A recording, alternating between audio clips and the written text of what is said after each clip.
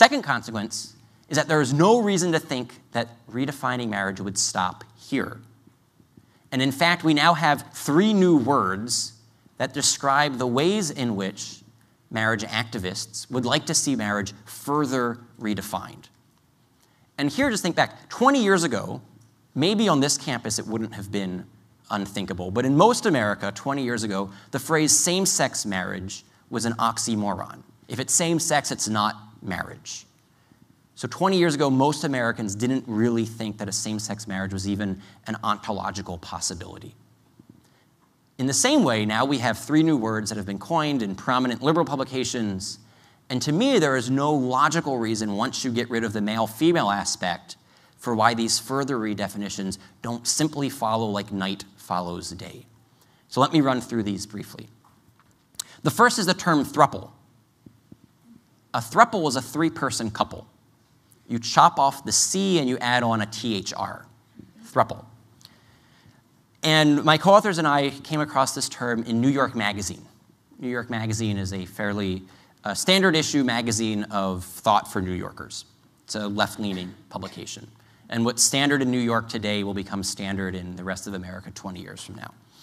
And the argument here is that this is not a polygamous relationship. A polygamous relationship would be one man with this woman in a conjugal relationship, the same man with a different woman in a conjugal relationship, the same man with a third woman in a conjugal relationship. Here it's a group marriage. This is an instance of polyamory, many loves. And the idea here is the throuple, all 3 partners are married to each other. And polyamory can come in different sizes and shapes. You can have a foursome where they're all married to one another. Whereas the foursome I just mentioned, it's one man with 3 different women in 3 different conjugal relationships. The polyamorous relationship will just be a group marriage. And the general idea is that if marriage is just about an intense emotional union, where spouses have romantic feelings for each other and then pledge to take care of each other, they commingle assets, they live together, they enjoy economies of scale, and they love one another. So the other convenient but empty slogan is that love equals love. Why isn't the throuple in the same exact situation as the couple? And so if you go to court and say, we are suing for our marriage equality rights for the same-sex couple, on what basis would you deny marriage equality to the same-sex throuple or the opposite-sex quartet? Because the way that we arrived at monogamy in Western law and culture is that it's one man and one woman who can unite in the comprehensive act that produces new life, and every new life has one mother and one father. And marriage is about uniting those people into a stable family life. But once you say the male-female aspect of marriage is irrational and arbitrary and bigoted, what is magical about the number 2? What is the principled reason for denying marriage equality to 3s and 4s and more? So that's the throuple. The next term we came across was the term monogamish. And this was in the New York Times in the Sunday magazine. There's probably no publication more prominent in terms of mainstream liberal thought than the New York Times Sunday magazine. And this was in a profile of the gay rights activist Dan Savage. And in a portion of that profile, the question was asked, what do you think straight couples will learn from gay couples once there's same-sex marriage? So how will gay marriage actually help traditional marriage? And he says, well, what it will teach and what straight couples could learn is the virtue of the monogamish relationship. The term monogamish is a play on the word monogamous. So Savage seems to be inclined to want to keep the twosome requirement, but he wants to get rid of the sexual exclusive requirement.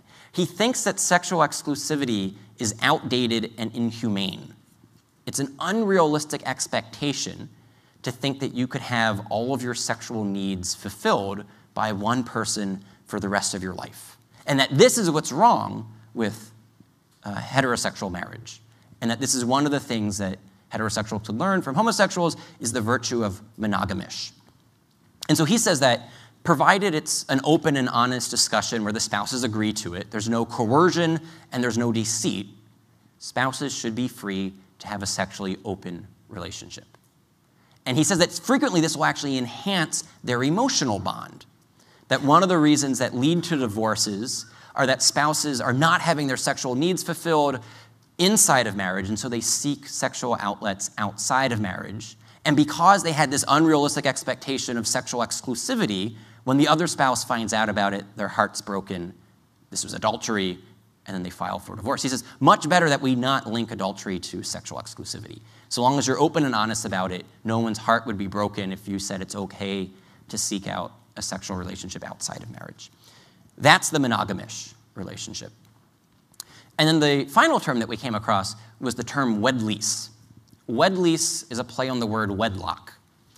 Wedlock suggests something that is strong and sturdy and permanent. Wed lease stands for the exact opposite. And this was a term that was introduced in the Washington Post. The Washington Post op-ed page is probably the most moderate of liberal publications. And it was published the month after the Supreme Court ruled on the Defense of Marriage Act case. So the timing was convenient. And it was a lawyer writing, and he was saying, just like you can lease a car or you can lease a house, you should be able, legally, to lease a spouse. And the argument here was that he might want to keep the twosome requirement. He might even want to keep the sexual exclusive requirement. He thought the permanent requirement was unrealistic and inhumane.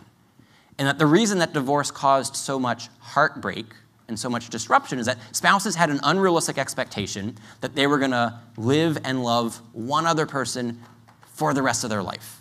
And when this proved to be impossible, that's when it causes the trouble. But if you only signed up for a wed lease in the first place, if you signed up for a 5 or a 10-year marriage license, which could then be renewed on good behavior, but if it wasn't going well, it would have a natural sunset clause. You know, if after 5 years, no harm, no foul, we only signed up for a wed lease. That's the idea. And again, you see how this, like the monogamish relationship, like the throuple, are all logical entailments of viewing marriage as just about consenting adult romance. Because consenting adult romance can come in as many sizes and shapes as adults can consent to.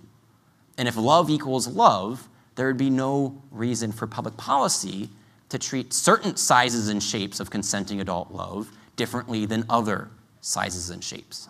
To do so would be to deny marriage equality to those relationships that are thruples or monogamish or wed leases.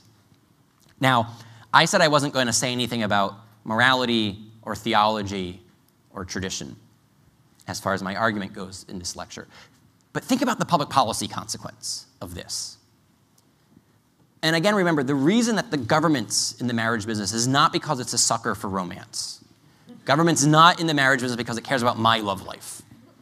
Government's in the marriage business because the sexual union of a man and a woman can produce a child, and that child deserves a mother and a father, and when this doesn't happen, social costs run high.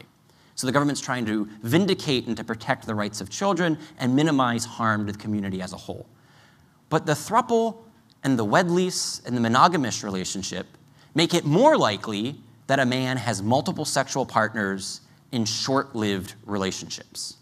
That's what a throuple with a wed lease with a monogamish condition attached to it would entail. And so it directly undercuts the public policy purpose of marriage in the first place. And yet all of those further redefinitions follow logically from getting rid of the male-female aspect of marriage. If you say that marriage has nothing to do with the union of a man and a woman and the procreative potential and capacity of that act and of that relationship, then what are you left with for saying that it should be a union permanent and exclusive of twosomes? It seems like you're left with a house of cards. So that's the second consequence. And the primary victim, I should add on to that second consequence, will be children. And so it's interesting that in both the monogamish discussion, the wed lease discussion, and the throuple discussion, the authors themselves, when describing these redefinitions, only spoke about the consenting adults and their love and their union. They never spoke about what this would mean as a whole if society adopted these practices for orderly child rearing. That was an afterthought.